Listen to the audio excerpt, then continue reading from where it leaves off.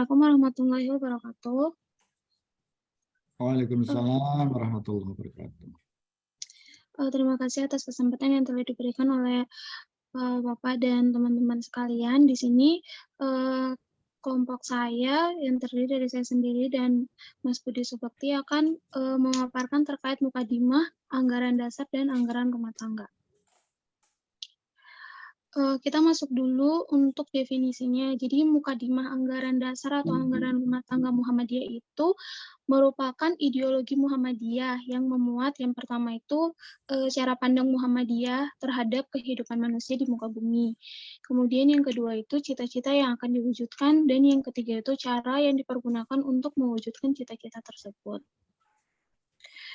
Kemudian anggaran dasar atau anggaran rumah tangga Muhammadiyah ini dirumuskan pada tahun 1942 sampai 1951 oleh Ki Bagus Hadi Kusuma yang merupakan Ketua Pengurus Besar Muhammadiyah tahun 1942 sampai 1953. Nah, kita masuk pada latar belakangnya. Jadi adanya gejala pergeseran pola pikir anggota maupun aktivis Muhammadiyah terhadap cita-cita dan tujuan Muhammadiyah. Dan faktor lainnya antara lain yang pertama, belum adanya kepastian rumusan tentang cita-cita dan dasar perjuangan Muhammadiyah. Kemudian yang kedua itu, Ahmad Dahlan mendirikan Muhammadiyah tidak berdasarkan teori-teori, tapi pemahaman dan praktek keagamaan secara langsung. Sehingga yang dilakukan adalah amal nyata berdasarkan Al-Quran dan Sunnah. Berikut ini adalah ayat-ayat Al-Quran yang menjadi dasar Kiai Haji Ahmad Dahlan untuk lebih mengutamakan amal. Antara lain pada surah Ar-Rum ayat 15 itu, yaitu adapun orang-orang yang beriman dan mengerjakan amal soleh, maka mereka di dalam taman surga bergembira. Kemudian juga surah Maryam ayat 76, dan Allah akan menambah petunjuk kepada mereka yang telah mendapat petunjuk. Dan amal-amal saleh yang kekal itu lebih baik pahalanya di sisi Tuhanmu dan lebih baik kesudahannya. Kemudian yang ketiga itu kehidupan rohani warga Muhammadiyah menampakkan gejala yang menurun. Kemudian ini merupakan proses penyusunan mukadimah anggaran dasar Muhammadiyah. Jadi mukadimah anggaran dasar atau anggaran rumah tangga Muhammadiyah ini merupakan ungkapan dari Ki Bagus Hadi Kusuma dalam menelaah kembali pokok pikiran Kiai Haji Ahmad Dahlan selama perjuangan beliau hingga mendirikan Persyarikatan Muhammadiyah. Setelah mengamati dan memperhatikan perjalanan Muhammadiyah dan kondisi anggota serta pimpinan selama 30 tahun sejak berdirinya hingga tahun 1942-an, pada tahun 1945 penyusunan dimulai dan disahkan pada Sidang Panwir tahun 1951. Kemudian berikut adalah pokok pikiran dan fungsi anggaran dasar atau anggaran rumah tangga Muhammadiyah. Jadi diambil dari hadis HR Ahmad, itu dari Abdullah Ibnu Umar radhiyallahu anhu, dari Nabi Muhammad SAW bersabda, sesungguhnya orang yang berhijrah adalah orang yang meninggalkan apa yang dilarang Allah Subhanahu wa taala, dan orang muslim adalah orang lain yang selamat dari kejahatan lisan dan tangannya. Kemudian akan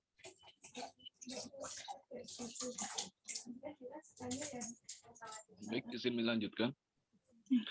Kemudian ada 7 pokok pikiran Muhammadiyah, anggaran dasar Muhammadiyah. Yang pertama, yaitu hidup manusia harus berdasar tauhid, bertuhan, beribadah, serta tunduk dan taat kepada Allah Subhanahu wa taala. Pokok pikiran ini dirumuskan dalam teks mukadimah sebagai berikut. Nama batu, bahwa sesungguhnya ketuhanan itu adalah hak Allah semata, bertuhanlah dan beribadah serta tunduk dan taat kepada Allah adalah satu-satunya ketentuan yang wajib atas tiap-tiap makhluk, terutama manusia. Next. Yang kedua, hidup manusia bermasyarakat. Dirumuskan dalam teks mukadimah, hidup bermasyarakat itu adalah sunnah, hukumnya kodrah irodah Allah atas manusia. Yang ketiga, hanya hukum Allah satu-satunya yang dapat dijadikan sendi yang dapat membentuk pribadi yang utama dan mengatur ketertiban hidup bersama atau masyarakat. Pokok pikiran ini dirumuskan dalam teks mukadimah, yaitu masyarakat yang sejahtera, aman, damai, makmur, dan bahagia hanyalah dapat diwujudkan di atas keadilan, kejujuran, dan persaudaraan gotong royong dengan bersendikan hukum Allah yang sebenar-benarnya, melepas dari pengaruh setan dan hawa nafsu. Yang keempat, menegakkan dan menjunjung tinggi agama Islam, sehingga terwujud masyarakat Islam yang sebenar-benarnya adalah wajib sebagai ibadah kepada Allah dan ihsan dan islah kepada manusia atau masyarakat, dirumuskan dalam teks mukadimah, yaitu menjunjung tinggi hukum Allah lebih daripada hukum yang manapun juga adalah kewajiban mutlak bagi tiap-tiap orang yang mengaku bertuhan kepada Allah.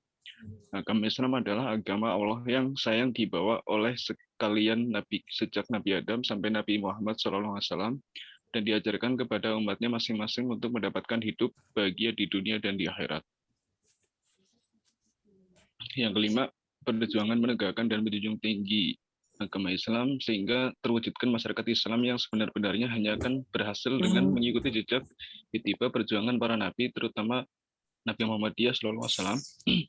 Nabi Muhammad SAW dirumuskan dalam teks mukadimah, yaitu sahdan, untuk menciptakan masyarakat yang bahagia dan sentosa sebagaimana yang tersebut di atas itu. Tiap-tiap orang, terutama umat Islam, umat yang percaya kepada Allah dan hari kemudian, wajiblah mengikuti jejak sekalian Nabi yang suci, beribadah kepada Allah, dan berusaha segiat-giatnya mengumpulkan segala kekuatan dan menggunakannya untuk menjelmakan masyarakat di dunia ini dengan niat yang murni, tulus, dan ikhlas karena Allah semata-mata, dan hanya mengharapkan karunia di hadirat Allah dan ridhonya belaka, serta mempunyai rasa tanggung jawab di akhirat atas segala perbuatannya. Lagi pula harus bersabar dan tawakal, bertabah hati menghadapi kesukaran atau kesulitan yang menimpa dirinya atau rintangan yang menghalangi pekerjaannya, dengan penuh pengharapan perlindungan dan pertolongan Allah yang Maha Kuasa. Yang keenam, perjuangan mewujudkan pikiran-pikiran tersebut hanya dapat dilaksanakan dengan berorganisasi. Dimuat dalam mukadimah, untuk melaksanakan terwujudnya masyarakat yang demikian itu, maka dengan berkat dan rahmat Allah, dan didorong oleh firman Allah dalam Al-Quran Surat Ali Imran ayat 104, pada tanggal 8 Zulhijjah pada tahun 1330 Hijriah atau 18 November 1912 oleh almarhum Kiai Haji Ahmad Dahlan didirikan suatu perserikatan sebagai gerakan Islam dengan nama Muhammadiyah, yang disusun dalam majelis atau bagian-bagiannya mengikuti peredaran zaman serta berdasarkan syura yang dipimpin oleh hikmah kebijaksanaan dalam permusyawaratan muktamar. Yang ketujuh, pokok-pokok pikiran yang diterangkan di muka bertujuan untuk terwujudnya masyarakat adil makmur yang diridhoi Allah Subhanahu wa Ta'ala, yaitu masyarakat Islam yang sebenar-benarnya, dirumuskan dalam teks mukadimah. Kesemuanya itu perlu untuk menunaikan kewajiban mengamalkan perintah-perintah Allah dan mengikuti sunnah Rasul Nabi Muhammad SAW guna mendapatkan karunia dan ridhonya di akhirat dan akhirat, serta untuk mencapai masyarakat yang sentosa, bahagia, disertai nikmat dan rahmat Allah yang melimpah-limpah sehingga merupakan suatu negara yang indah, bersih, suci, dan makmur di bawah perlindungan Tuhan yang Maha Pemurah. Kemudian, terima kasih untuk presentasi dari kelompok kami. Mungkin ada pertanyaan.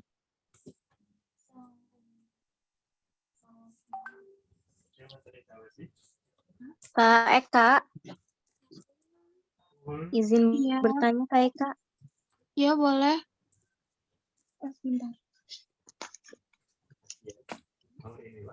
Atau mungkin pertanyaannya nanti bisa ditulis di kolom komentar, bisa nggak, Kak? Oh gitu ya. Boleh. Boleh. Iya. Iya, tulis komentar. Saya izin buka ruang ini ya. Apa namanya? Presensi ya.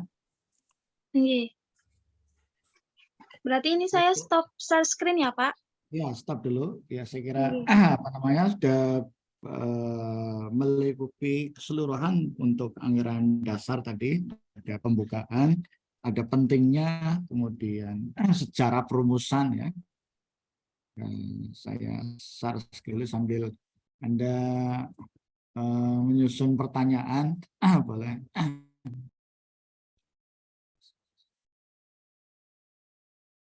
Posisi, oh ini.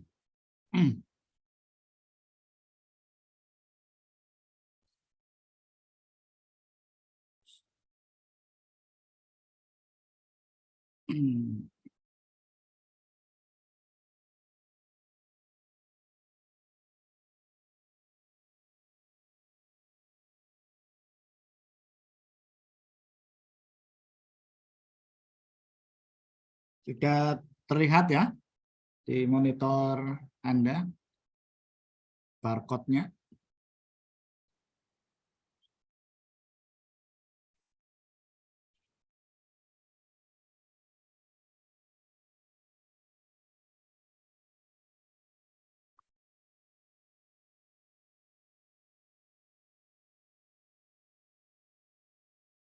Dua atau tiga pertanyaan boleh disampaikan. Ini sudah masuk pertanyaan.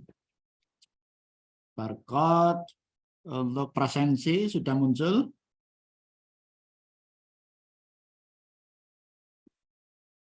Sudah, Pak. Ya, baik.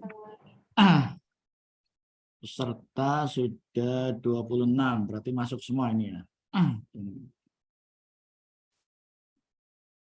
Baik, mau saya tutup presensinya. Nanti jika ada yang belum menyampaikan, belum bisa presensi, nanti saya buka kembali.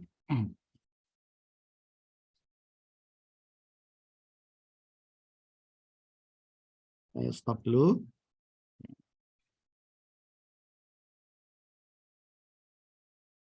Ya, sudah masuk berapa? 1-2 ya. 1-2 dari Siska Abatun Nikmah. Ya, baik, dilanjut mungkin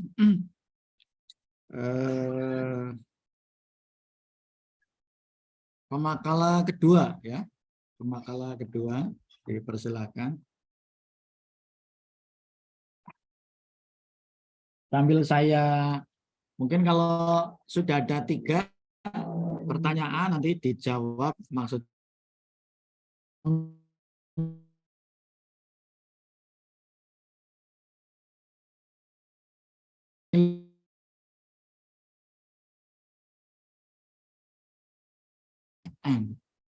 jadi di slide awal itu bahwa pentingnya perumusan ADART atau Mukadimah Anggaran Dasar Muhammadiyah itu disampaikan di sana bahwa memang untuk meneliti tentang jejak pemikiran Ahmad Dahlan hampir tidak ada.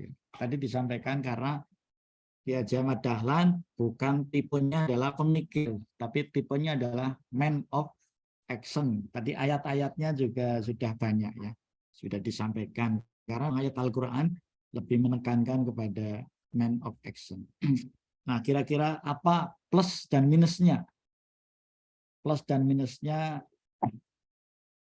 tidak ada pemikiran yang terbukukan Ahmad Dahlan. Tapi Ahmad Dahlan tadi lebih menekankan kepada man of action-nya ya.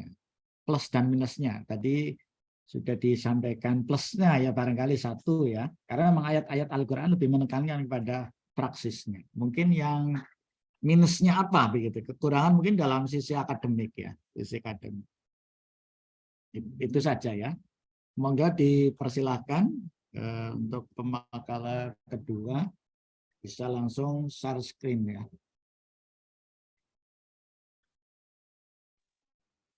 Bapak mengizinkan share screen.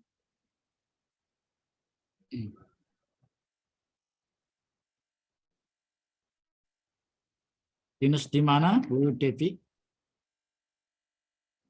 Saya di Bandung, Bapak izin di Oh, di Salamun, di Bandung. Rumah Sakit Angkatan Udara. Oh, di Bandung. Ada yang di Bandung, kakak kelas itu juga di apa kenal apa tidak ya? Pionir. Oh iya, iya. Junior Bapak izin. Junior, kenal Ya. nggak berarti ya? Kenal adik kelas kami, Oh, junior kami gitu. izin. Ya. Iya, oke, oke. Baik, Bapak mau izin menyampaikan paparan dari kelompok kami, yaitu kemuhammadiyahan dalam gerakan sosial. Oke, monggo. Saya sendiri, Dedi Natalia Sari, kemudian dengan Bu Oksi Donagusti. Dan paparan akan disampaikan oleh Bu Oksi. Baik, Assalamualaikum warahmatullahi wabarakatuh. Waalaikumsalam. Waalaikumsalam warahmatullahi wabarakatuh. Terima kasih untuk Ibu Dewi yang telah memberikan kesempatan saya untuk memaparkan hasil diskusi dari kelompok kita, yaitu dari latar belakangnya sendiri. Itu Muhammadiyah mempunyai cita-cita sosial, yaitu untuk memberikan kesejahteraan dan kemakmuran masyarakat yang diridhoi Allah, untuk terciptanya agar negara yang baik dan penuh akan ampunan Allah.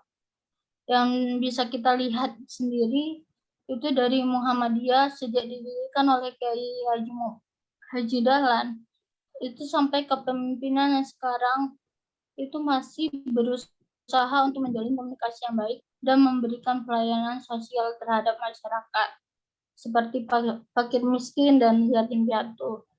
Dan hal inilah yang menjadi penting dalam perkembangan Muhammadiyah. Lanjut, Bu. Untuk rumusan masalahnya, itu seperti apa sih yang dimaksud nilai-nilai sosial kemanusiaan dan apa saja gerakan peduli pada fakir miskin dan yatim piatu yang Muhammadiyah sudah lakukan, dan bagaimana bentuk dan model gerakan sosial Muhammadiyah, serta bagaimana revitalisasi gerakan sosial Muhammadiyah. Nah, untuk nilai-nilai sosial kemanusiaan ini dengan teologi Al-Ma'un, yaitu kita bukan hanya menghafal surat Al-Ma'un saja, tapi juga kita mengamalkan, berarti mempraktikkan Al-Ma'un dalam bentuk amalan nyata, seperti yang Kiai Haji Muhammad Dahlan pernah katakan, carilah anak-anak yatim, beri pakaian yang pantas, beri sabun untuk mandi, dan beri tempatlah yang layak untuk mereka. Dan ini semua dapat menciptakan landasan teologi Al-Ma'un bagi gerakan sosial Islam dan dimensi yang universal untuk menembus batas jemaah, menembus batas ormas, dan bahkan menembus batas-batas agama.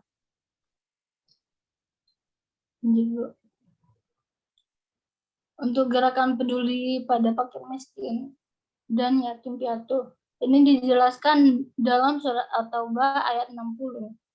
Kelompok penerima zakat, fakir miskin dan yatim piatu termasuk golongan yang wajib menerima zakat, karena anak yatim dan yatim piatu adalah anak yang meninggal oleh orang tua, baik ayahnya atau bahkan keduanya yang belum dewasa serta belum bisa mencari nafkah sendiri. Sedangkan fakir miskin adalah golongan yang tidak dapat mencukupi kebutuhan mereka. Nah, untuk bentuk dan model gerakan sosial Muhammadiyahnya itu ada di bidang pendidikan. Seperti yang kita tahu, Muhammadiyah sekarang banyak mendirikan sekolah dari taman kanak-kanak sampai ke perguruan tinggi. Nah, untuk di bagian kesehatan, itu Muhammadiyah sendiri sudah banyak mendirikan seperti rumah sakit, rumah bersalin, rumah ibu dan anak, dan sudah banyak sekali. Nah, untuk bidang kesejahteraannya itu Muhammadiyah banyak mendirikan seperti panti jompo,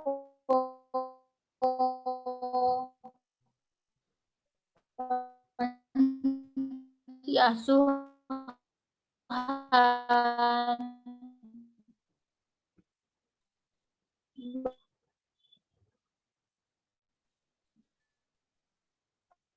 organisasi organisasi, kepemimpinan, amal usaha, dan aksi.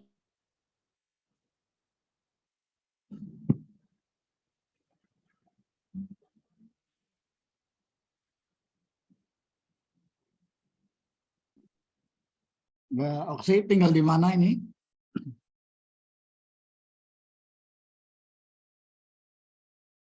Posisi di mana, Mbak Oksi? Sepertinya susah sinyal, Bapak. Oh gitu ya, sinyalnya ya berarti. Tinggal kesimpulan saja, izin Iya. sampaikan bahwa Muhammadiyah sebagai dasar untuk berjalan pada ranah sosial, serta saat ini Muhammadiyah banyak mempunyai amal usaha, mulai dari pondok anak yatim sampai rumah sakit, dengan tujuan meningkatkan kualitas hidup manusia dalam menggerakkan dinamika kehidupan masyarakat Islam di bidang pendidikan, ekonomi, dan sosial. Demikian dari kami, Bapak, mohon izin arahan dan masukannya. Maaf Bapak keluar Zoom tadi Pak. Oh ya, sudah ditutup Bu Devi tadi. Tinggal di mana Mbak Oksi?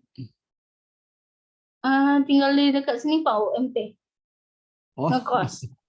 kos ininya, sinyalnya ya. Posisi di kampus. Enggak Pak, lagi di kos ya, sinyalnya tiba-tiba hilang Pak. Oh, sinyal. Baik, dipersilakan. Ada pertanyaan?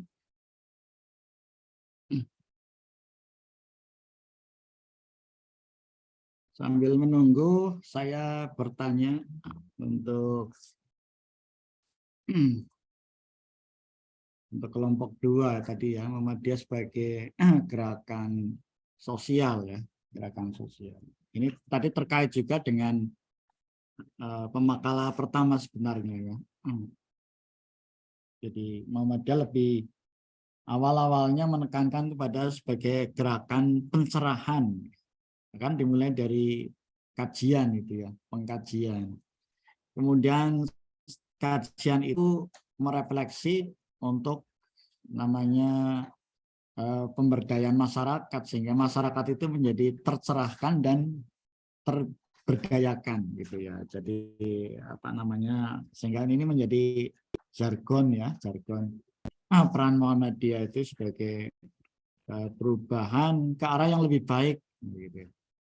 Mungkin disampaikan ini kalau ayat yang menjadi namanya teologi tadi disampaikan, ada teologi Al-Ma'un ya, teologi Al-Ma'un. Sebenarnya kisahnya seperti apa sehingga ini teologi Al-Ma'un menjadi satu paradigma Muhammadiyah lebih pada gerakan sosial. Ini landasannya tadi teologi Al-Ma'un. Mungkin kisah yang menarik ya, kisah yang terkait dengan Kiai Haji Ahmad Dahlan menyampaikan surat tersebut kepada santrinya, sehingga kemudian nanti sebagai teologi Al-Ma'un. Mungkin itu saja sebagai pembuka ya. Ya, pertanyaan yang perlu disampaikan boleh ditulis, boleh disampaikan secara langsung, boleh. Untuk presensi sudah masuk semua belum ini?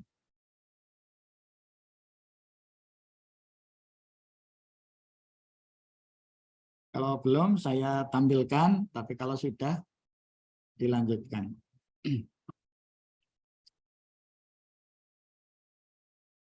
Ya, ini sudah masuk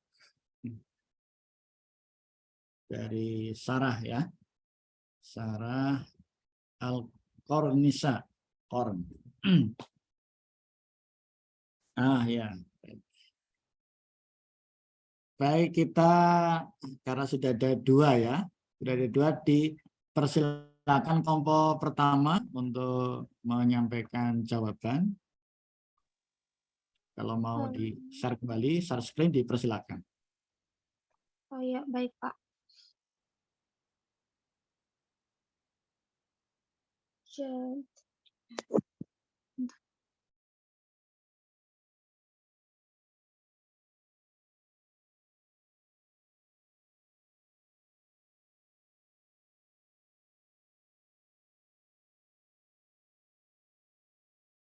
pertanyaannya sudah di atas ya.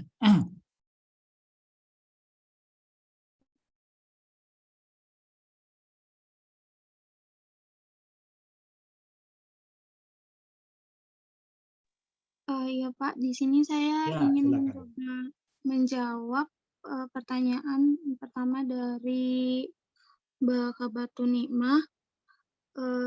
Selama anggaran dasar, anggaran rumah tangga belum disusun, bagaimana organisasi Muhammadiyah dijalankan? Nah, di poin yang kedua ini kan Ahmad Dahlan mendirikan Muhammadiyah tidak berdasarkan teori-teori, tapi pemahaman dan praktek keagamaan secara langsung, sehingga yang dilakukan adalah amal nyata berdasarkan Al-Quran dan Sunnah. Jadi, saya menyimpulkan bahwa sebelum anggaran dasar, anggaran rumah tangga ini disusun, organisasi Muhammadiyah itu dijalankan berdasarkan ini Pak, jadi berdasarkan Al-Quran dan Sunnah.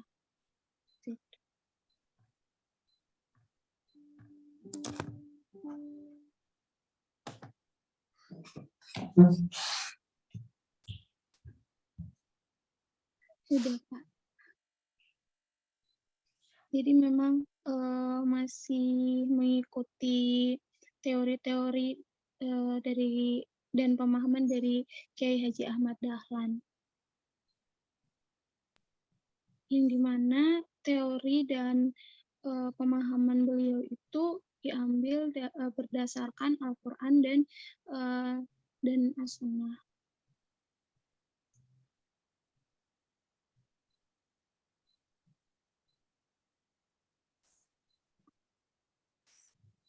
Seperti itu, Pak. Ya. Iya, seperti itu tadi, Pak. Ada tambahan dari anggota kelompok?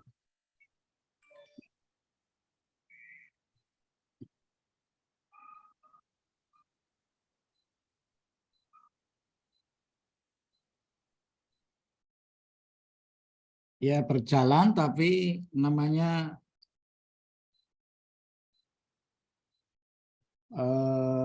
kendali atau yang disebut dengan pattern organisasinya pada karisma kiainya ya, kiainya. Nah, itu kalau organisasi yang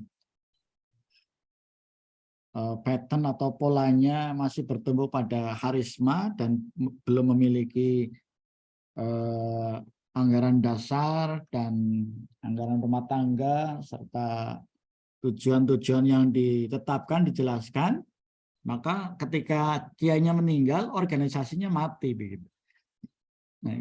Nah itu sehingga ini yang pertama, sehingga perlu dirumuskan karena organisasi kan tujuan bersama begitu. Tidak lagi menekankan kepada karisma. Maka memang di Muhammadiyah tidak ada kiai ya. Berbeda dengan di sana gitu. Kepemimpinan Muhammadiyah itu adalah kepemimpinan kolegial, kolektif begitu. Sehingga tokohnya meninggal, Muhammadiyah masih tetap berjalan ya. Nah, itu perumusannya itu sangat dipentingkan, sangat penting sehingga organisasi yang kaitannya dengan tujuan bersama harus dipikirkan bersama-sama. Kalau ayat Al-Qur'annya sangat banyak. Ada 2 mungkin dalam Al-Qur'an yang menjelaskan tentang perlunya kalau urusan-urusan yang menyangkut urusan orang banyak maka harus dipikirkan bersama-sama. Yang asal kalau dalam Pancasila syura bainahum, terhadap urusan-urusan orang banyak maka hendaklah di syuro, dimusyawarahkan. Nah, itu. Jadi ini. Kemudian ayat yang lain surat Ali Imran itu ayat 1, 5, 8, 9 dan seterusnya ya. Di sana dinyatakan juga bahwa wasyawirhum fil amri. Nah, hendaklah bermusyawarah terhadap urusan-urusan orang banyak. Nah, ini jadi kalau sebelum ada ADART ya berjalan, tetapi masih berpola pada patternnya organisasi pada kiai gitu ya. Kiai Ahmad Dahlan itu. Ya, dipersilakan, mungkin ada pertanyaan kedua ya. Dilanjutkan, Mbak. Kemudian pertanyaan kedua itu saya mau mencoba menjawab yang dari Mbak Audita. Apa itu tadi pertanyaannya?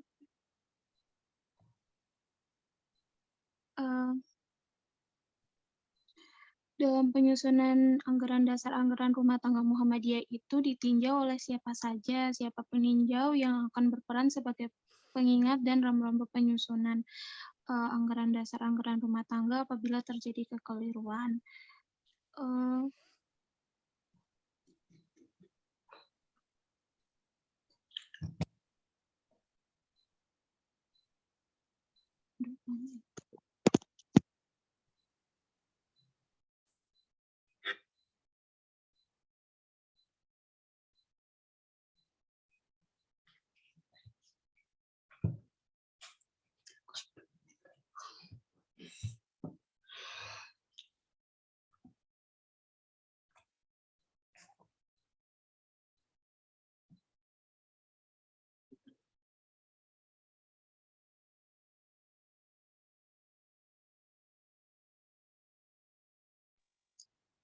Nah, di sini saya Ya, mencoba untuk mencari, dan di sini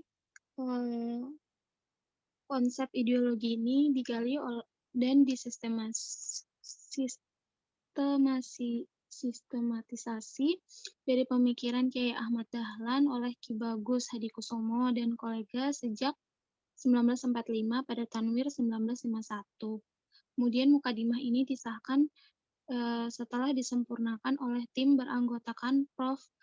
Farid Ma'ruf, Mr. Kasman Singodimudjo, Buya Hamka, dan Zain Jambek. Jadi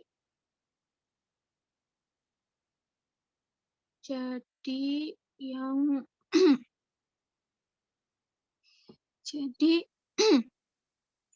yang meninjau penyusunan anggaran dasar anggaran rumah tangga Muhammadiyah itu di sini berarti Prof. Farid Ma'ruf, Mr. Kasman, Buya Hamka, dan Zain Jambek. Itu, Pak. ya, Kak Bagus. Jadi memang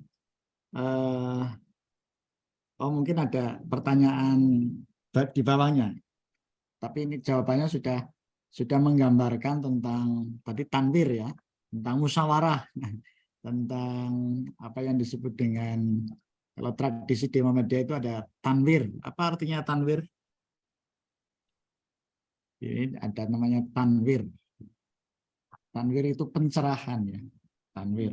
Apa namanya? Sidang tertinggi di bawah muktamar, namanya tanwir. Tanwir itu ya isinya tadi perumusan yang hal mendasar ya. Jadi ini beberapa penyusun. Jadi tadi asasnya Muhammadiyah adalah asas kolegial musyawarah, maka memang terhadap persoalan atau problem atau program itu dimusyawarahkan bersama. Ini mungkin yang menjadi ruhnya di Muhammadiyah adalah musyawarah ya, musyawarah. Jadi tidak ada keputusan, hatta pun tentang persoalan rokok gitu ya. Persoalan apa namanya di Muhammadiyah itu selalu dimusyawarahkan. Nah, musyawarahnya itu namanya ijtihad jama'i ya. Ijtihad jama'i itu di Muhammadiyah dari satu persoalan itu harus dilihat dari berbagai dimensi. Jadi tentang rokok ya, tidak hanya fikihnya, tetapi ada kedokterannya, ada sosialnya, ada ekonominya, dan seterusnya. Itu disebut dengan ijtihad jama'i ya, ijtihad jama'i. Jadi komprehensif gitu ya. Nah itu. Kemudian masalah COVID juga begitu misalnya, yang ini peran Muhammadiyah dipuji oleh Pak Jokowi ya, Pak Presiden, itu problem COVID juga apa namanya dilihatnya dimensinya banyak. Misalnya lagi eutanasia, nah misalnya ya, itu nanti lahirlah majelis namanya majelis MTT itu, majelis tarjih kan dinamisasi itu ya, dinamisasi pengembangan pemikiran dalam Islam. Nah, itu ada majelisnya. Nah, itu saya kira tadi sudah menggambarkan. Monggo dilanjut. Nanti saya sampaikan ini pengkaji Muhammadiyah dari Korea ya. Ini apa namanya? Sangat menarik. Muhammadiyah itu sangat teratur, padahal organisasinya termasuk lama ya. Jadi ada sebelum kemerdekaan gitu. Tapi sangat bagus, teratur dan disiplin. Dan masih eksis. Ini rahasianya di mana? Gitu.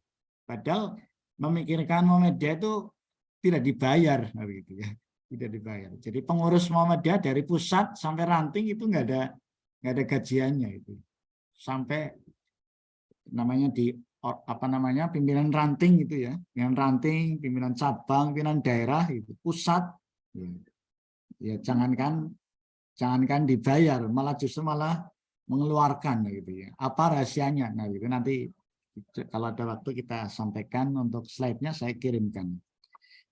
Dilanjutkan monggo. Sudah terjawab semua belum? Belum Pak, masih ada satu. Masih satu ya? Ya. Iya, tapi belum Pak nemu. Budi, Pak Budi belum jawab. Mungkin boleh di Masih nyari, Pak. Mau jawab yang mana, Pak? Jawab yang nomor 2 boleh itu. Nomor 2. Tadi ya, sudah ya.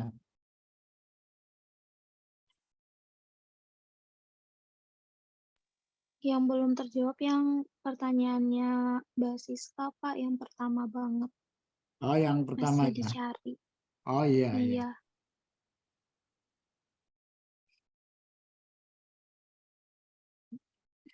Hambatannya ya. Ya kalau sulit ya ditinggal dulu nggak apa-apa. Boleh dilanjutkan pemakalan kedua.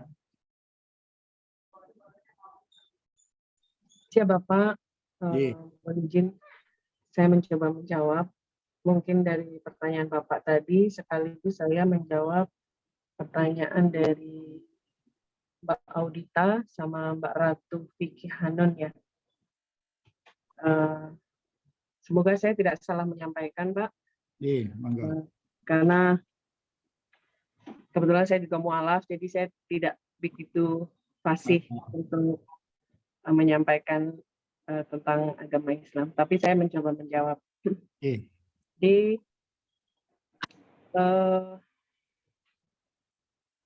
pemahaman surat Al-Ma'un ini bahwa menyebutkan mereka mengabaikan anak yatim dan tidak berusaha mengentaskan masyarakat dari kemiskinan sebagai penista agama.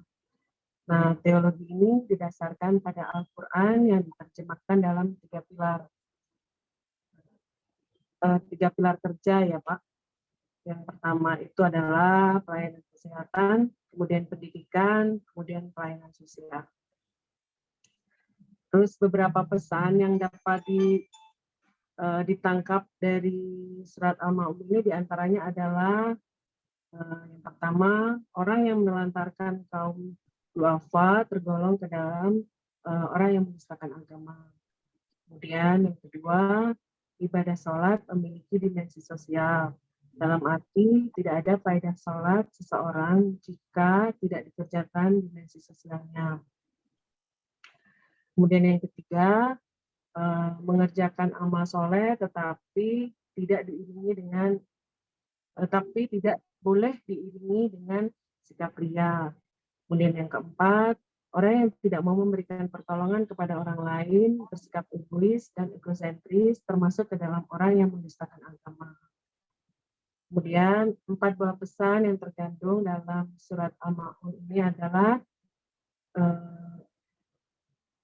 persaudaraan, kemerdekaan, persamaan, dan keadilan. Mungkin itu saja yang bisa saya jawab, Pak. Mohon arahan, petunjuk, bimbingan, dan masukannya. Terima kasih. Terima kasih, Bu Devi.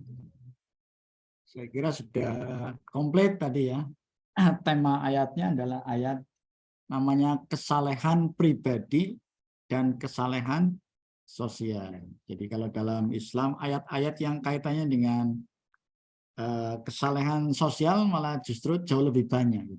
Jadi saleh atau baik secara pribadi itu harus diimbangi dengan kesalehan sosial.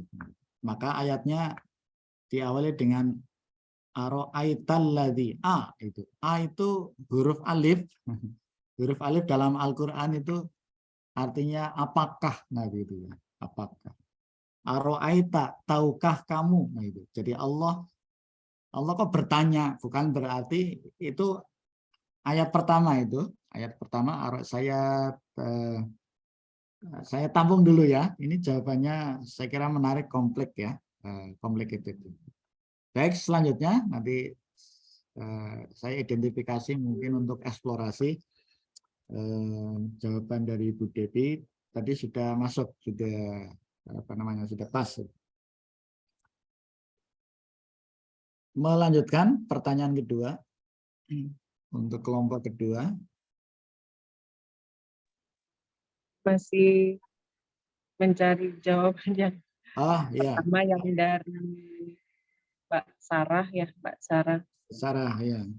Ya. Boleh dari kelompok lain boleh menambahkan yang sudah dijawab ya. Yang belum dijawab mungkin biar pemateri atau presenter yang menyampaikan terlebih dahulu. Mbak Audita, ada tambahan Mbak Audita?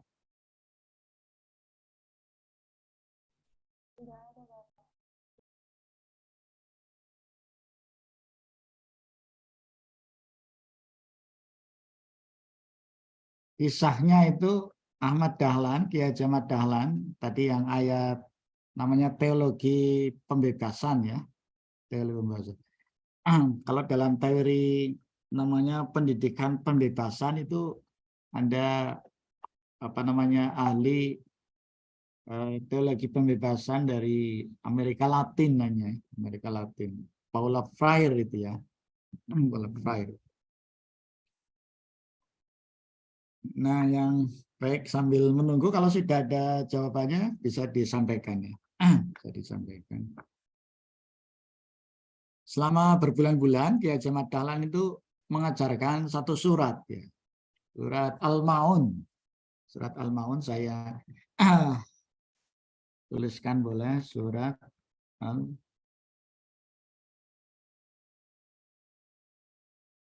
surat Al-Maun ya. Saya share screen ya. Ini sambil menunggu jawaban dari Anda, saya mengelaborasi beberapa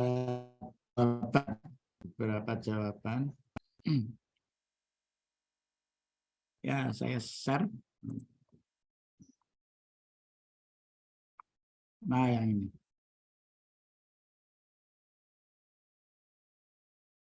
Sudah terlihat ya?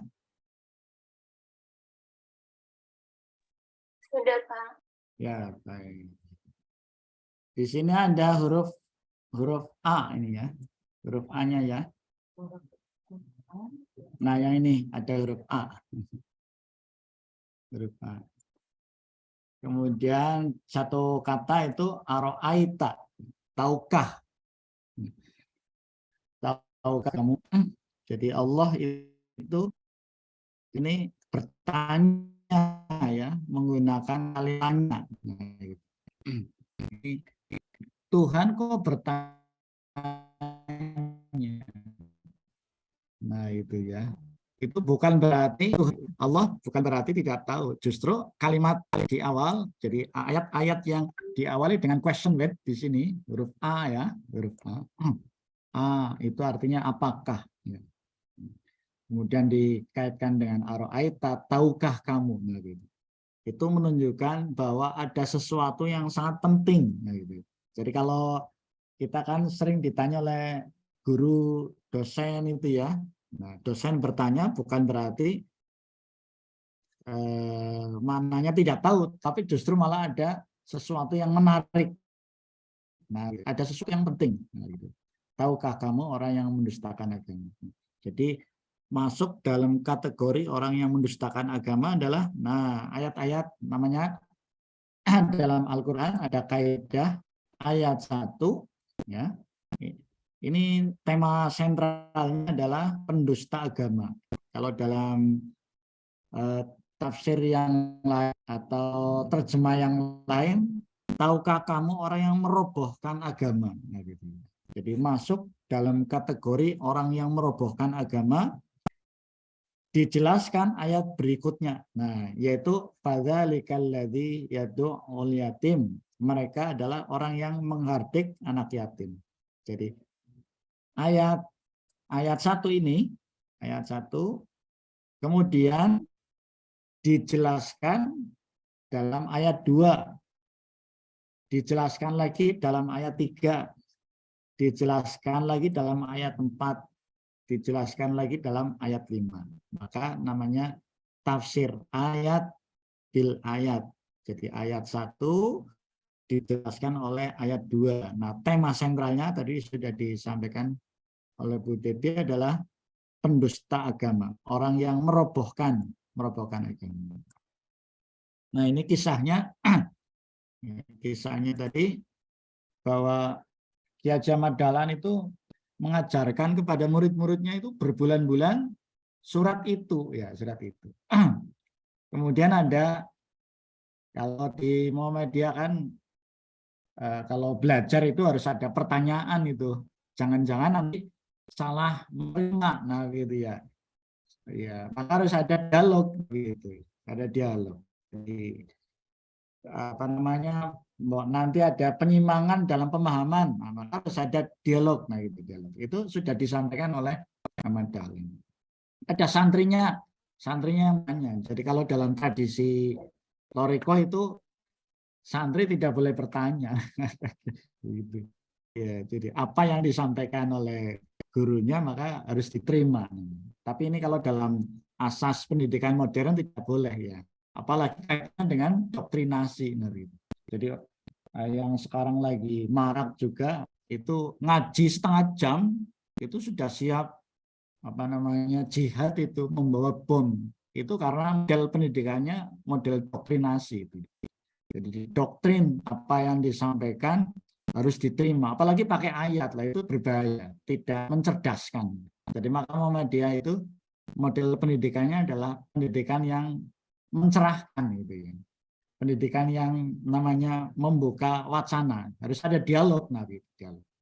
Nah, berbulan-bulan menyampaikan ayat itu, kemudian ada santrinya bertanya itu, Kiai, apa enggak ada surat yang lain itu? Kenapa berbulan-bulan ayatnya, suratnya ini aja, surat Al-Maun tadi ya.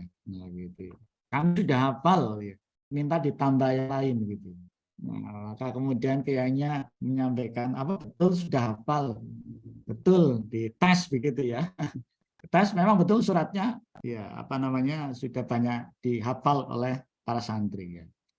Tapi fungsi Al-Quran ya, fungsi kitab ya, fungsi apa namanya kalamullah itu bukan hanya dibaca berhenti ya, tetapi yang lebih mendalam fungsinya adalah sebagai hudan, petunjuk ya.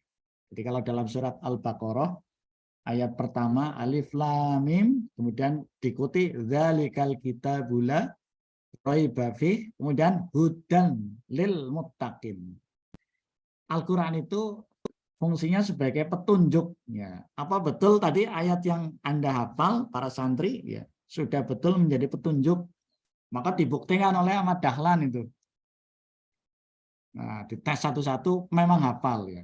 Tapi bahwa fungsi Al-Quran tidak hanya untuk dihafal, tapi ada fungsi lain yaitu sebagai pencerah ya, sebagai petunjuk. Maka Ahmad Dahlan membawa santrinya itu ke apa namanya ke pasar. Di sana banyak anak-anak terlantar itu. Tidak pakai baju, kemudian terlunta-lunta, kemudian anak miskin banyak sekali di pasar itu ya, di pasar.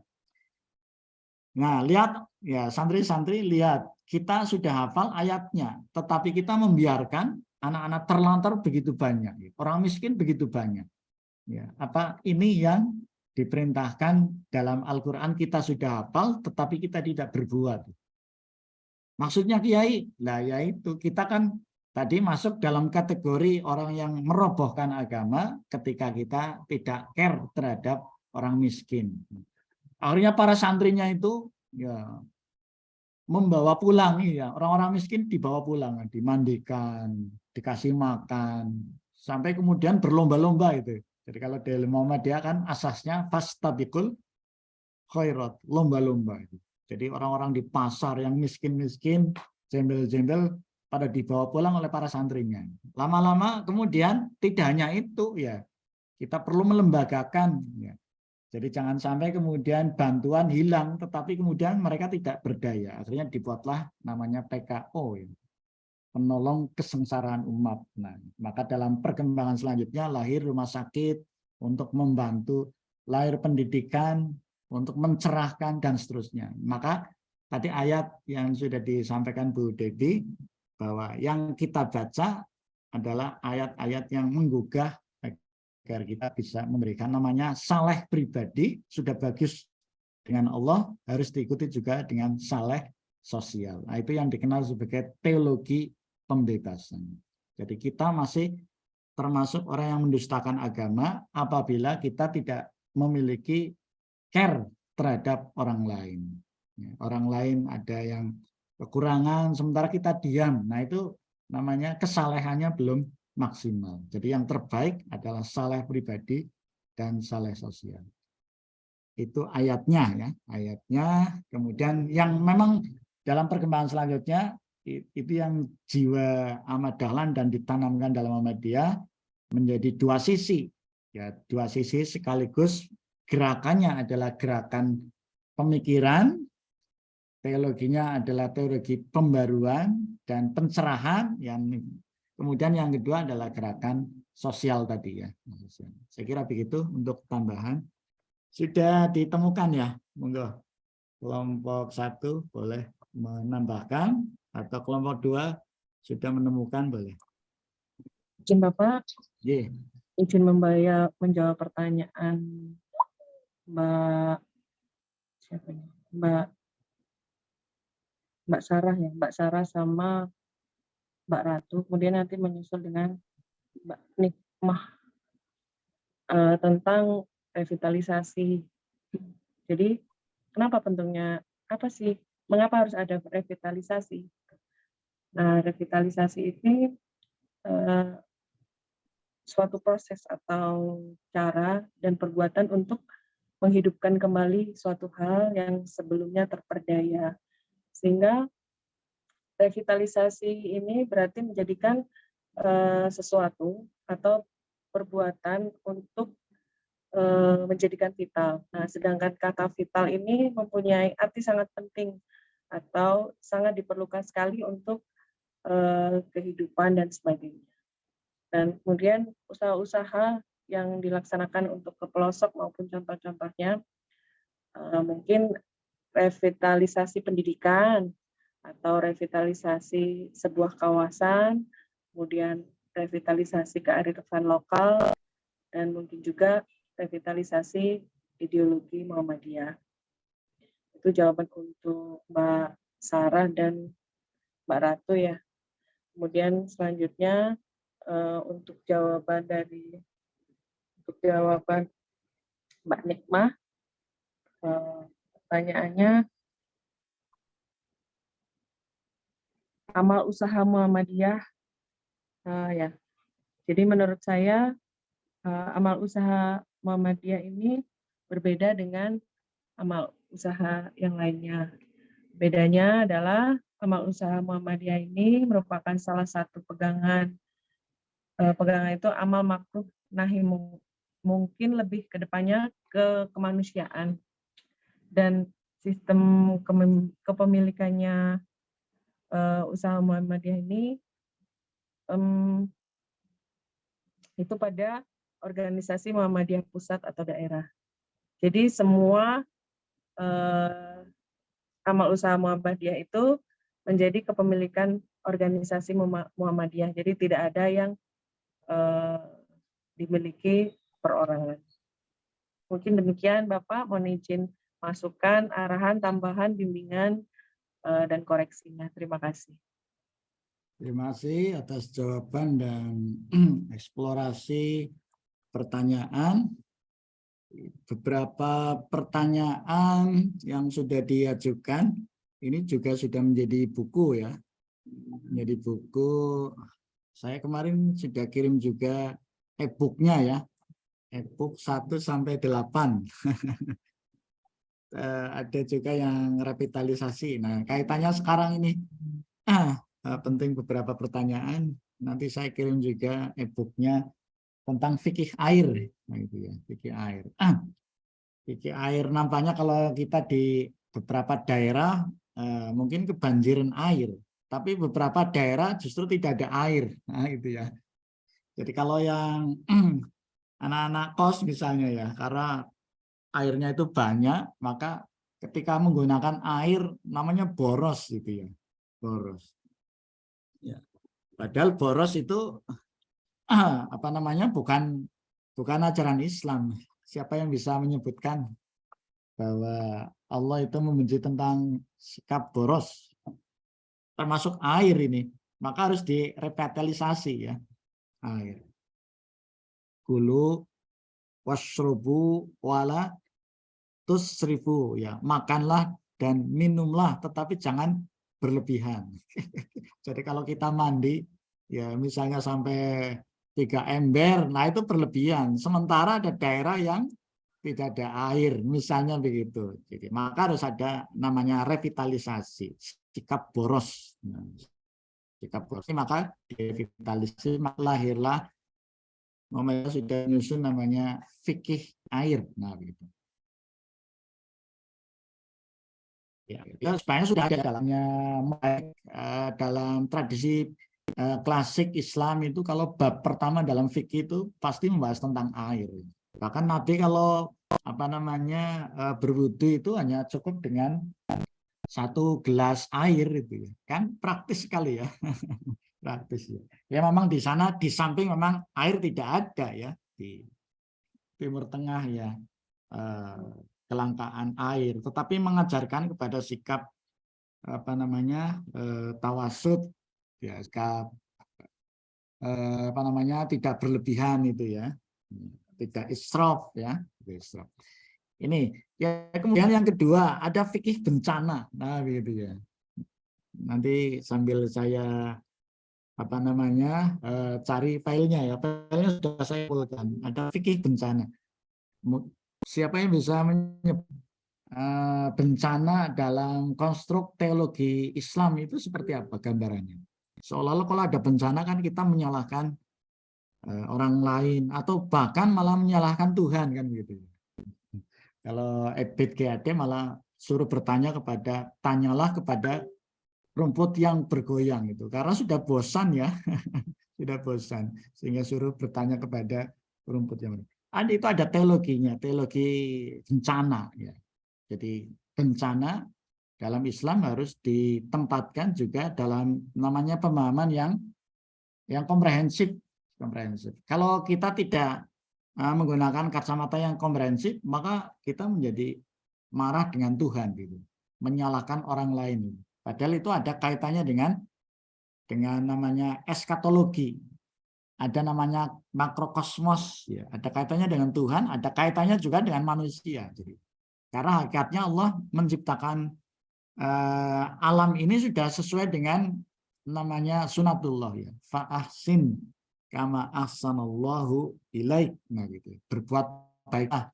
Jadi zoharul fasad fil barri wal bahri bima kasabat aydin nas. Itu dalam surat Ar-Rum itu. Telah nampak kerusakan di daratan dan di lautan disebabkan karena ulah tangan manusia. Nah ini berarti ada kaitannya dengan manusia, ini musibah. Gitu. Jadi kalau pemahaman yang bagus ya kita harus mendudukkan makna bencana itu dalam konstruk yang lebih komprehensif.